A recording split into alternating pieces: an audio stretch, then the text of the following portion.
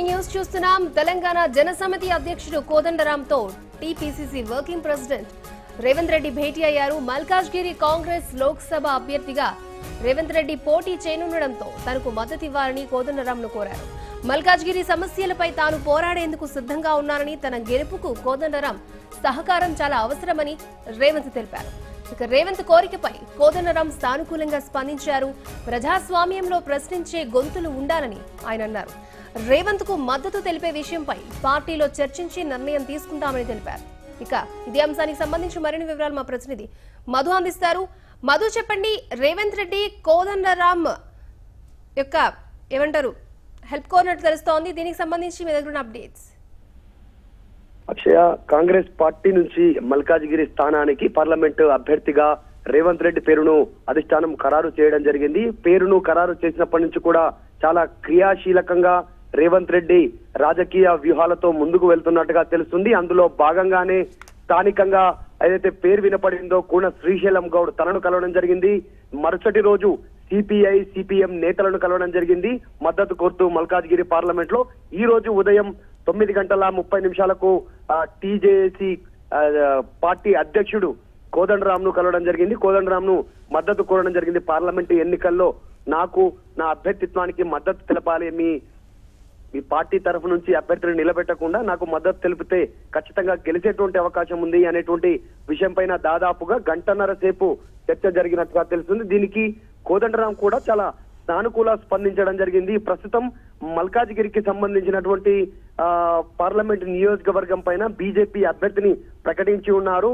ఇప్పటికీ కాంగ్రెస్ పార్టీ నుంచి రేవంత్ రెడ్డి పేరు ఉండగా మరొక ప్రధానమైనటువంటి అధికార పార్టీ టీఆర్ఎస్ పార్టీ నుంచి అభ్యర్థిని ఎవరిని నిలబెట్టాలనేటువంటి సంశయంతో ప్రస్తుతం పార్టీ అధిష్టానం ఆలోచిస్తుంది. టీఆర్ఎస్ పార్టీ అధిష్టానం ఇక్కడ బలమైనటువంటి అభ్యర్థి రేవంత్ రెడ్డి ఉండడంతో ఎక్కువ పార్టీకి సంబంధించినటువంటి అభ్యర్థులు కనుక పోటీలో ఉంటే కాంగ్రెస్ పార్టీ అభ్యర్థి కొంచెం గెలుపు కష్టమయ్యేటువంటి అవకాశం ఉంటుంది. ఖచ్చితంగా మీరంతా కూడా నాకు మద్దతు తెలపండి, పోటీలో నిలవకూడదు, కాంగ్రెస్ పార్టీ అభ్యర్థి అనేటువంటి నాకే మద్దతు తెలపాలనేటువంటి దాని ప్రకారం రేవంత్ రెడ్డి అన్ని పార్టీలకు సంబంధించినటువంటి నేతలను కలుస్తూ పోతా ఉన్నారు.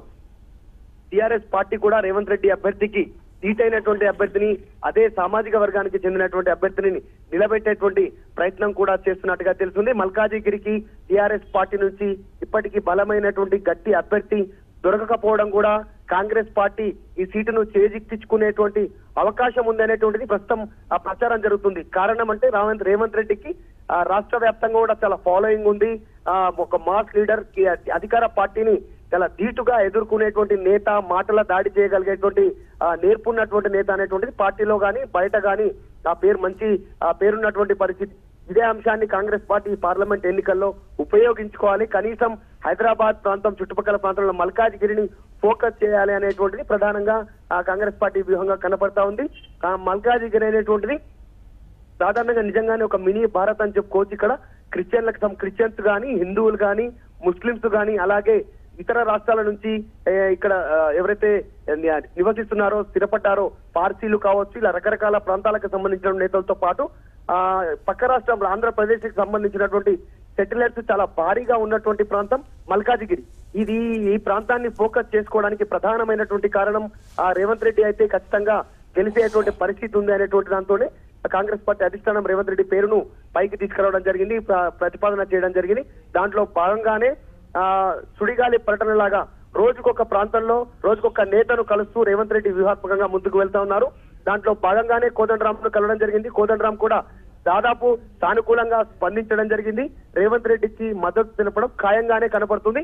కేవలం ఆ సాంప్రదాయం ప్రకారం పార్టీ నేతలతో మరొకసారి చర్చించి అధికారికంగా రేవంత్ రెడ్డికి మద్దతు తెలపనున్నట్టుగా కోదండరాం తెలపడం జరిగింది.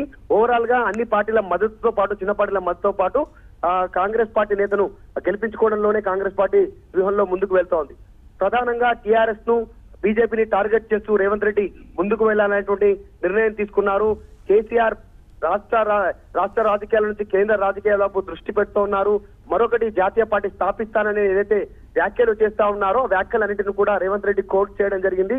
మొన్నటి 2014 ఎన్నికల తర్వాత మీ టీఆర్ఎస్ పార్టీ నుంచి గెలిచినటువంటి ఎంపీ అభ్యర్థులు మినహాయించి మిగతా పార్టీ అభ్యర్థుల మద్దతుతో కూడా దాదాపు 16 మంది అభ్యర్థులు, ఎంపీ అభ్యర్థులు టీఆర్ఎస్ కు మద్దతుగానే కొనసాగారు. ఒకరు బీజేపీ అభ్యర్థి కావచ్చు, ఒకరు ఎంఐఎం పార్టీ అభ్యర్థి బయట నుంచి ఉన్నప్పుడు మిగతా పార్టీలు గెలిచినటువంటి అభ్యర్థుల్ని టీఆర్ఎస్ పార్టీలో జాయిన్ చేసుకోవడం జరిగింది.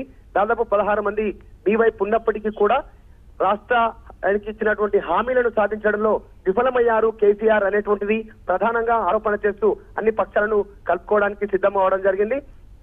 కాంగ్రెస్ పార్టీ తెలంగాణ ఇవ్వడంతో పాటు తెలంగాణ ఏర్పాటు తర్వాత పలు హామీలను కూడా తెలంగాణకు ఇవ్వడం జరిగింది.